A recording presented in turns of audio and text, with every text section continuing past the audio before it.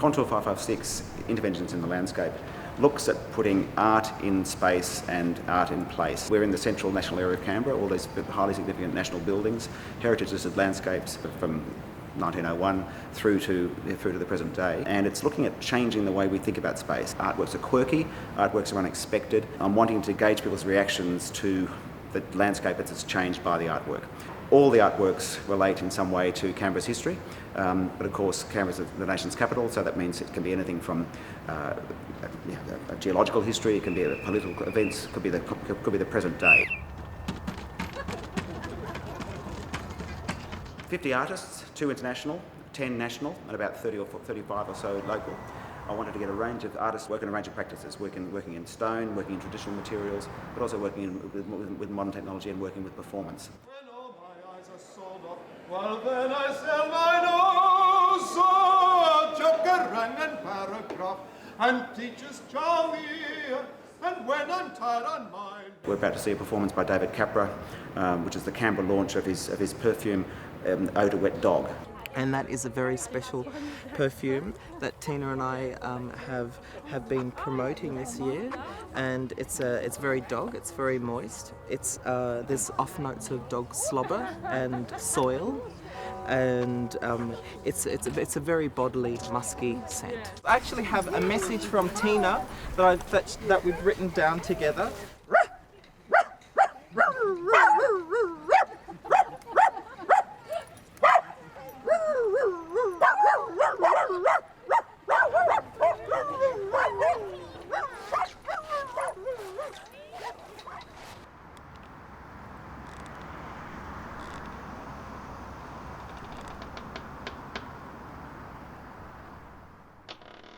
The focus of the festival was the artist's response to the landscape. I thought about Canberra and how it's a planned city and it's a planned lake, fabricated lake basically.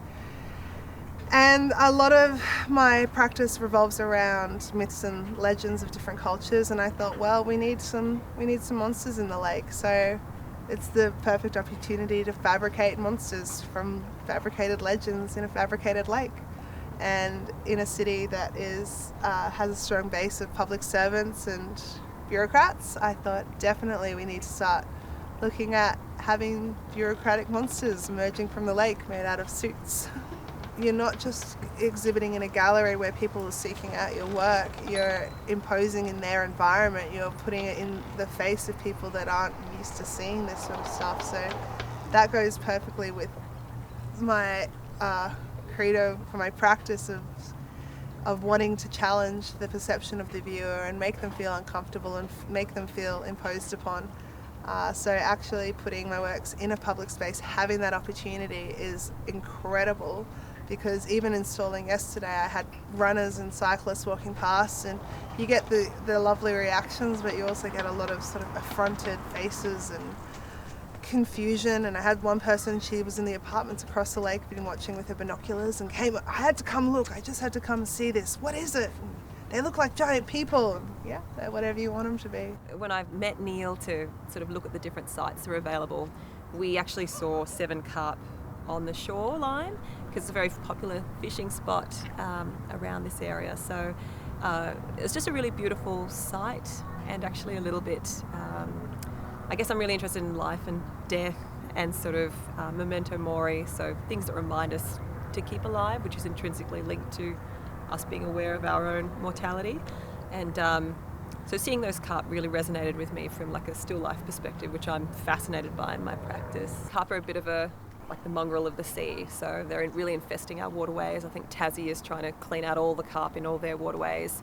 So it's really interesting, that sort of socio-political environmental space and what they mean in that context. So carpe diem, because it's CARPDIEM, and so it's obviously it's a bit of a pun on carpe diem, which is Latin for seize the day. To me that kind of says catch of the day, but then obviously it's carp as in the dead fish themselves. So it's a bit of there's a couple of different angles in that work. I had been doing a lot of research into dazzle camouflage. I thought, well, it could be really great to do something like with that research on the lake. And because the festival is based around a particular area of the lake, I looked at what was in that area, and it's sort of, the location is flanked by ASIO and Parliament House, and there's some defence organisations, and I thought, well, what if we, if I painted something that was moving and active on the lake, and we turned it into a sort of a reverse surveillance hub.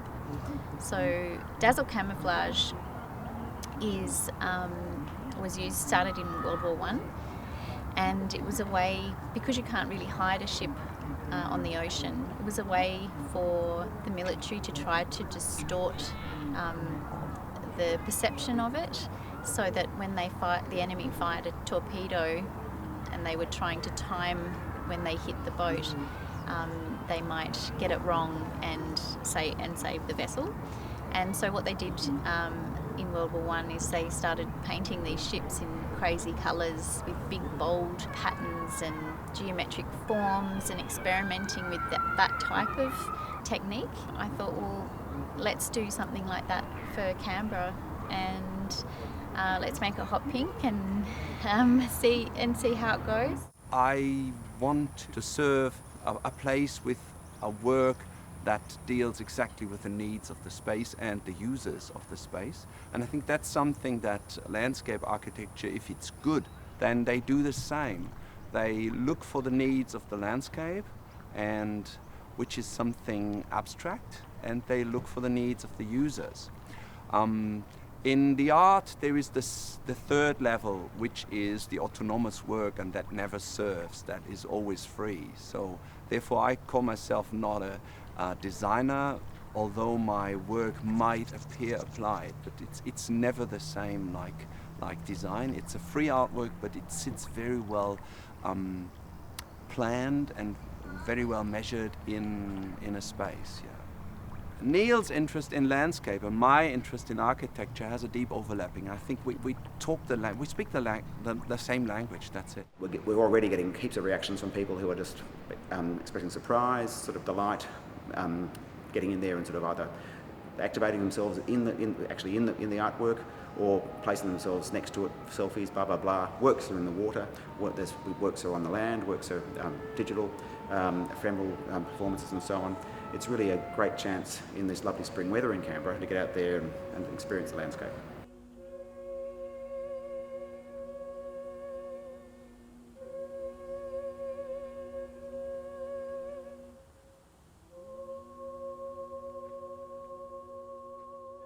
In court to Citiana, so great a man I'll be, so great a man, so great a man, so great a man I'll be. You'll forget that little ploughboy who whistled over me. You'll forget that little ploughboy who whistled over me.